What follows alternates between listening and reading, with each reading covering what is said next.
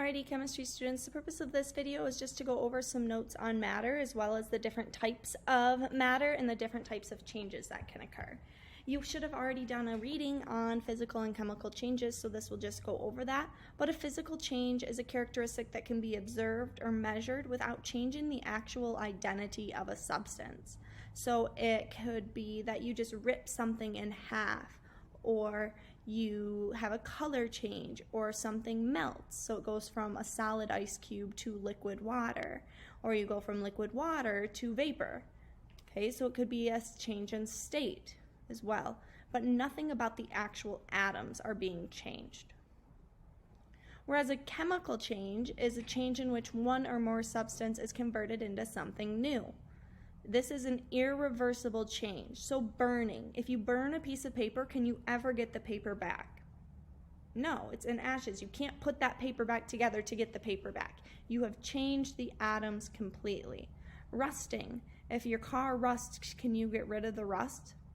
No, the rust is always going to be there. It's oxidized. It's created something new. So a chemical change is an irreversible change in which something new is created. Atoms are altered. We are going to skip ahead a couple slides here because this is for the in-class students. So this is part of your note packet, and that's what a chemical reaction is. So a chemical reaction is just a rearrangement of the molecules or atoms. So something is being changed. So a chemical reaction occurs when you put one or two things together, and you put two things in, and then you get one thing out, or one thing comes out. So for example, here we have methane and oxygen going in, and we're getting out water and carbon dioxide. So something is changing in this chemical reaction, and we're not getting methane and oxygen out anymore. We're coming out with water and carbon dioxide because something new has happened. A chemical change has taken place. And two important terms you'll need to know are reactant and product. A reactant is what goes into reaction. It's what's going in. So in this example, methane and oxygen are going into the reaction. They're doing the reacting. Whereas a product is what's coming out. It's what we're creating. It's what we're producing during the chemical reaction. Some other important terms for you to know are chemical formula. A chemical formula is just the elements in a compound are represented by their chemical symbols, and the ratio of different elements is represented by subscripts. So generally I'll give you a chemical formula and you'll have to identify what is going in and what is coming out. A coefficient is the number of molecules, so it's the big number up front. A subscript is the little number behind it, and a molecule occurs when two or more elements are chemically bonded. This is going to make more sense when I show you an actual example, so go ahead and copy down these definitions, but tune in for this next example as well. So if I look here, we have Fe, which is iron, which hopefully you're learning from your element symbol cards, and O, oxygen, and this is O2, so we have two molecules of oxygen. So where iron and oxygen are combining, they're going into reaction to create our products, iron oxide. Okay, so these little numbers are the subscripts. They represent specifically how many irons do we have and how many oxygens do we have. Okay. Whereas things are a little bit different in this example. Here we have a coefficient, so we have iron oxide again combining with carbon. So we have two irons and three oxygens, but we have two of the iron oxide, so we have actually 4 irons and 6 oxygens. We'll talk about this further in the coming units. Just kind of know for now what a coefficient is. It's the big number up front. A subscript is the little number, and a molecule or a compound is just when two things are combined. The next thing I want to go over is actually this document, so talk about what a pure substance is, what an element is, and what a compound is, and then the different types of mixtures. I have posted this document if you want to print it out. Otherwise, you can just take the notes on a separate sheet of paper as well. I'm going to follow along with the notes here on just this blank document and type them in as we go. So our first definition that you'll need to know is what a pure substance is. If my computer will catch up with me here. There we go. So a pure substance is something that has uniform and definite composition. So again, a pure substance is something that is whole. It's pure. Nothing is added to it. It's itself and only itself.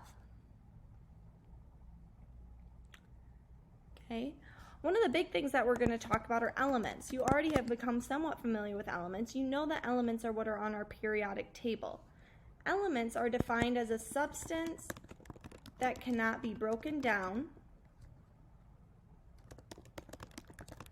into a simpler substance. So elements are the simplest thing that we can see. That's what everything is made of. Okay? So as already stated, they're found on the periodic table. And all of you actually should have a periodic table. I gave all the online learners those at the beginning of the year and the things you picked up. That is yours to keep. There's also a periodic table in your book, and also there's so many periodic tables online. So an example of an element would be like hydrogen, for example, which is denoted by what letter? H. Make sure you keep studying those. Or chlorine, which is denoted by a Cl. Another new term for this unit is what we call a compound. Okay. A compound is formed when two or more elements chemically bond together. So they chemically combined. Okay. So what's one compound you can think of? What are something that happens when two elements combine? Maybe like water, or specifically H2O, or CO2.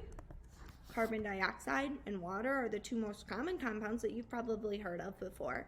We're going to learn about a lot more compounds as we continue in this year of chemistry.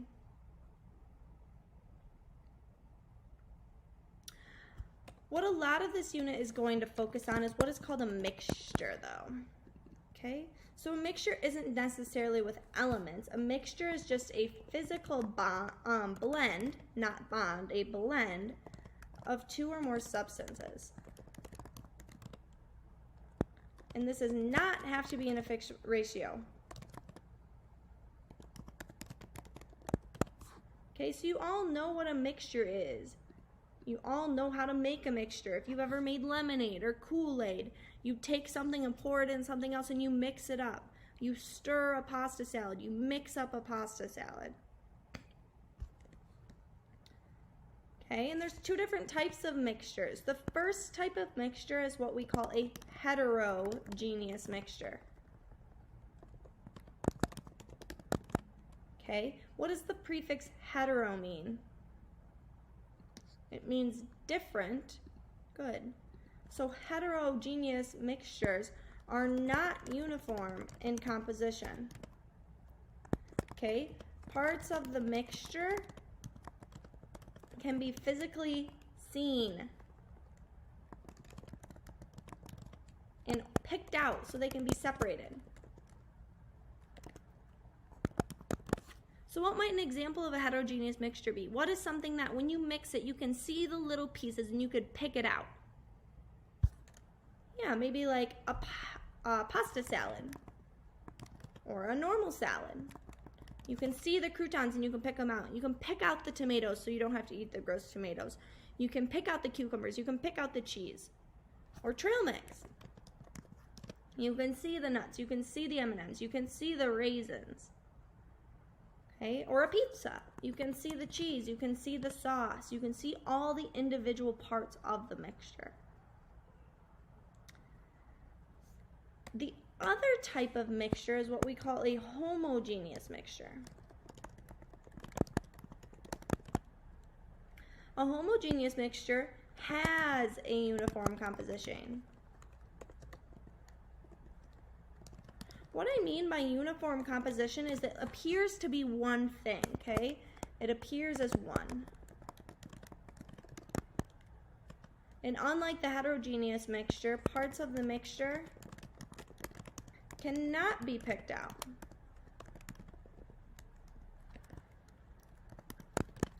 So what might be a mixture that you can't pick anything out?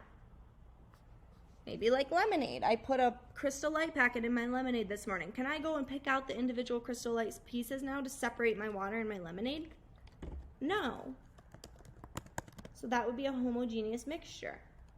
Or what about cake batter? When you make a cake, you mix all your ingredients together, but once they're mixed, you cannot separate them again. Okay? If you have questions on this, please let me know. At the bottom of that document I showed you before, that looks like this. You have a couple examples here at the bottom. I want you to go ahead and practice those examples, and if you have questions on those, please email me. Make sure you do your other assignment for today, and have a great day.